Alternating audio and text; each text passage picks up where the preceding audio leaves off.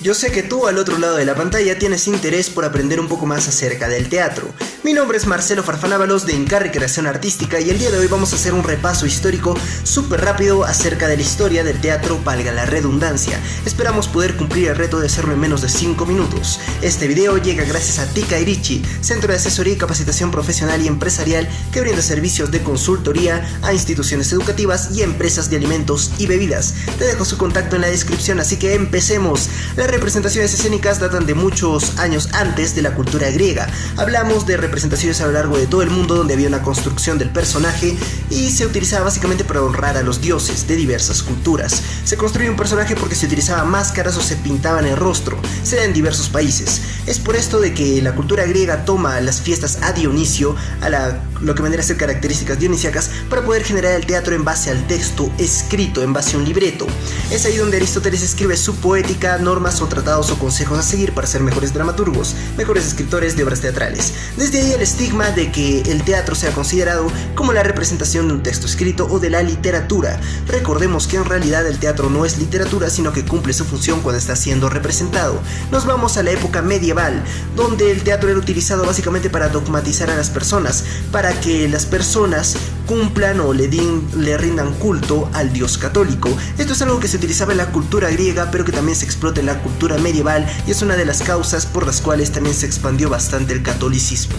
Avanzamos un poco más, hablamos del periodo isabelino y el siglo de oro español. En el periodo isabelino, el gran representante Shakespeare aborda con mayor verso, con mayor poesía, lo que vendría a ser la construcción de personajes que salen supuestamente de un estereotipo para entrar en unos nuevos estereotipos de la época medieval al periodo isabelino. Hablamos de seres románticos como Romeo, o en todo caso como guerreros como Macbeth, o personas conflictuadas como Hamlet. La característica de Shakespeare, por lo cual es tan relevante, es porque sus obras o las características o las temáticas que trata en sus obras de teatro son universales y al mismo tiempo se preservan en toda la historia de la humanidad, tales como el amor, la traición, el deseo de poder, etc. Con respecto al siglo de oro español, tiene la característica de ser bastante poético y tiene grandes representantes como Tirso de Molina, Calderón de la Barca, Lope de Vega, etc.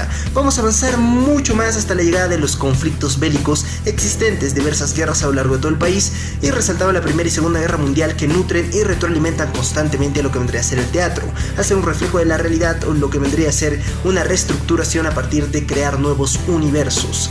Es ahí donde avanzamos un poquito más y vamos a hablar acerca de las vanguardias artísticas, donde se cuestiona el término de teatro. Hasta ese momento el teatro era conocido, percibido básicamente como la representación de un texto escrito, pero en ese momento nos cuestionamos más acerca de qué es el teatro. ¿Merece ser representado en un auditorio o también puede ser representado en espacios públicos o en otro tipo de formatos? Asimismo, podemos observar que se rompe la estructura del texto y llegan muchos autores que revolucionan en base a sus planteamientos escénicos y estéticos la historia de las artes escénicas, tales como Stanislavski, Grotowski, Bruch, Brecht, Artaud, etc., que resumimos en otros videos anteriores. Si te interesaría saber más acerca de las artes escénicas, date una pasada por nuestro canal.